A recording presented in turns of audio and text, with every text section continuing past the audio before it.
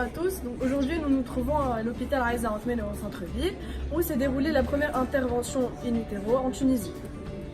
Juste après, nous allons poser quelques questions au docteur Meheb Yahya qui a réalisé la prouesse de sauver un fœtus en 2017 in utero. Donc Voilà. veuillez nous suivre. Veuillez nous suivre.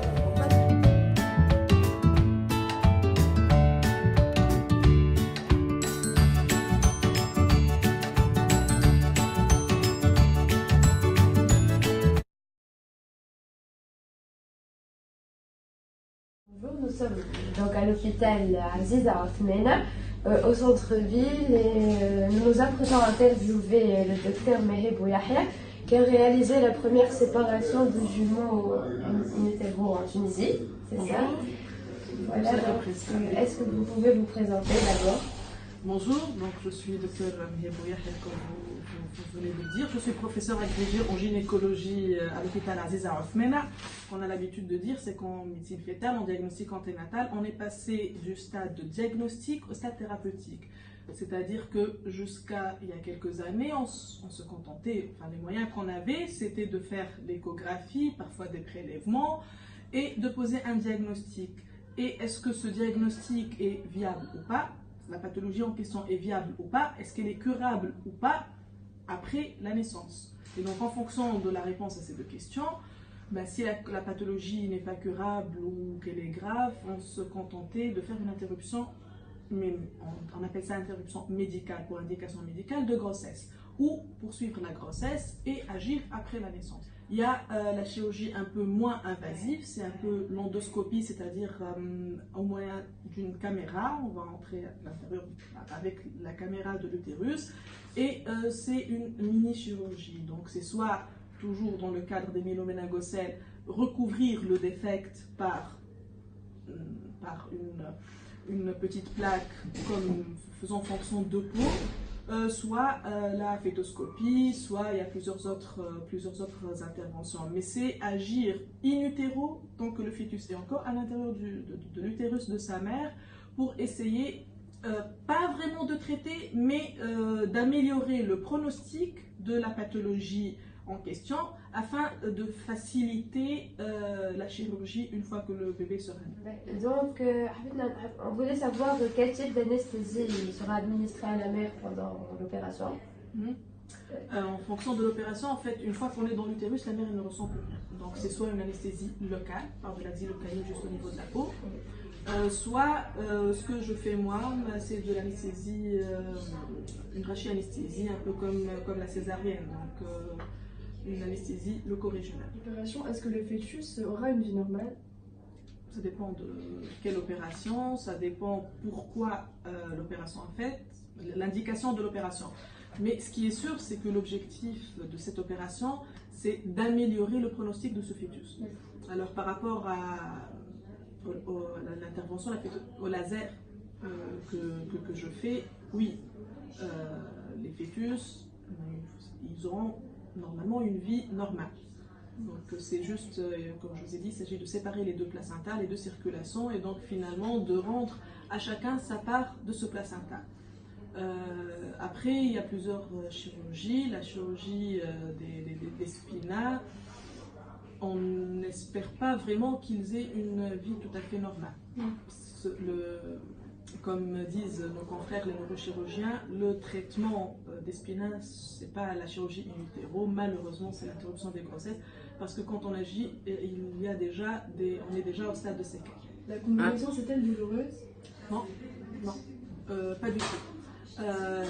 Je reviens encore une fois sur la chirurgie des spinats. Oui, si on va faire une petite incision au niveau de l'utérus, oui, la paroi utérine est sensible, mais pas particulièrement douloureuse.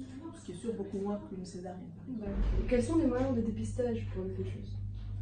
Le dépistage, ça reste vraiment le gold standard, c'est l'échographie. Donc là, il est préconisé de faire 3 échographies au cours de la grossesse. La première échographie, c'est l'échographie du premier trimestre entre 11 et 13 semaines plus 6 jours.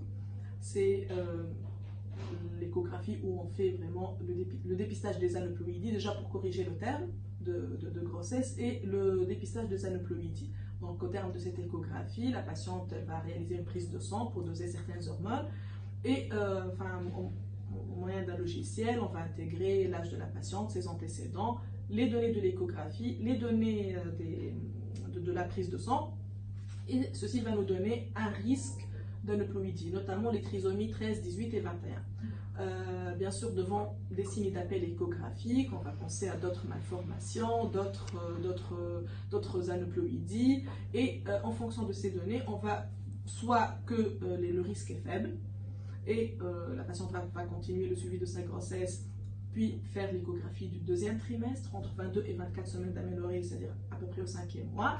C'est l'échographie morphologique, où on va voir le fœtus, il va grandir, les organes vont se développer un peu plus, donc l'échographie va dépister ou diagnostiquer encore plus de malformations éventuellement. Et si l'échographie est normale, et elle rejoint encore le pool de la population générale pour l'échographie du 3e trimestre, entre 32 et 34 semaines d'aménorrhée.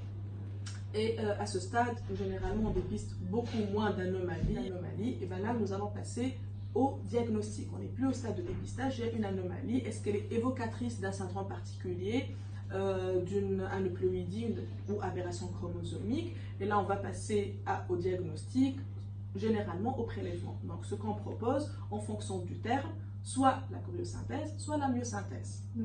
Donc la choriosynthèse, c'est le fait d'aller prendre quelques villosités choriales, c'est-à-dire des petits bouts de placenta.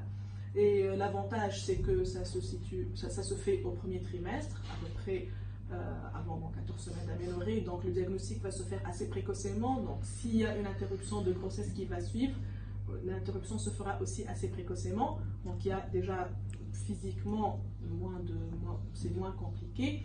Et essentiellement moins de préjudice moral par rapport à la patiente. C'est mieux vécu que l'interruption au 5e mois. C'est toujours douloureux, certes. La myosynthèse, elle se fait un peu plus tardivement, à partir de 16 semaines d'aménorrhée, 15 vraiment si on veut avoir un diagnostic un peu plus précoce. Et voilà, on va prélever du liquide amniotique à l'intérieur de la poche amniotique du fœtus. C'est pour réaliser aussi soit des examens génétiques, géniques, métaboliques ou carrément infectieux en cas de signes d'infection ou de bilan infectieux positif. Et la choriosynthèse, j'ai vu sur les réseaux sociaux que ça se faisait par deux méthodes, la voie vaginale et la voie abdominale. Effectivement, il y a plusieurs méthodes, il y a plusieurs aiguilles ou carrément la technique de prélèvement soit par aspiration à l'aiguille, soit par une petite pince qui va prélever un morceau de ce placenta. On privilégie la voie abdominale parce qu'il y a moins de risques infectieux que la voie vaginale, d'une part, et d'autre part, pour ne pas irriter le col, ce qui va augmenter le risque de perte fétale, d'une part. D'autre part, pour ne pas laisser un saignement qui a un milieu de culture, c'est-à-dire le développement de bactéries, qui va augmenter le risque encore au niveau du col, augmenter encore le risque de perte fétale. Donc on privilégie plutôt la voie abdominale. On avait vu qu'il y avait un nouveau moyen de dépistage, il est assez récent, la DPNI. Le DPNI. C'est le DPNI pour dépistage prénatal non invasif. Non invasif, c'est-à-dire qu'on ne va pas les prélever au niveau du fœtus ou de ses annexes.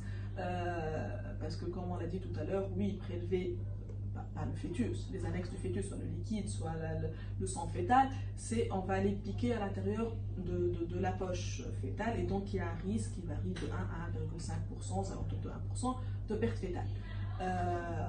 Par dépistage non invasif, on ne va pas prélever au niveau du fœtus, donc théoriquement, on va diminuer ce risque de perte fétale inhérent au geste, mais on va prélever une prise de sang maternelle. Oui, c'est assez récent, pas tout à fait récent, quelques dizaines d'années déjà, mais on a remarqué qu'il y avait de l'ADN libre fœtal. C'est pas des cellules fœtales, mais c'est de l'ADN libre fœtal qui circule au niveau du sang maternel. Quels sont les conseils que vous pouvez donner aux futures mamans pour éviter certaines maladies peut-être? Il y a plusieurs causes, il n'y a pas une seule cause, mais bon, il y a déjà les syndromes polymalformatifs. Polymalformatifs, c'est-à-dire qu'il y a plusieurs malformations. Il y a certaines aberrations chromosomiques, donc c'est un peu héréditaire, génique ou génétique, mais principalement c'est le déficit en acide folique. Donc ce qu'on peut, oui, conseiller aux patientes, généralement on ne le fait pas de première intention, généralement chez les patientes qui ont déjà un antécédent d'un enfant ayant présenté un défaut de fermeture du tube neural. Au fait, les SPINA, c'est un type qui rentre dans le cadre général des défauts de fermeture du tube neural.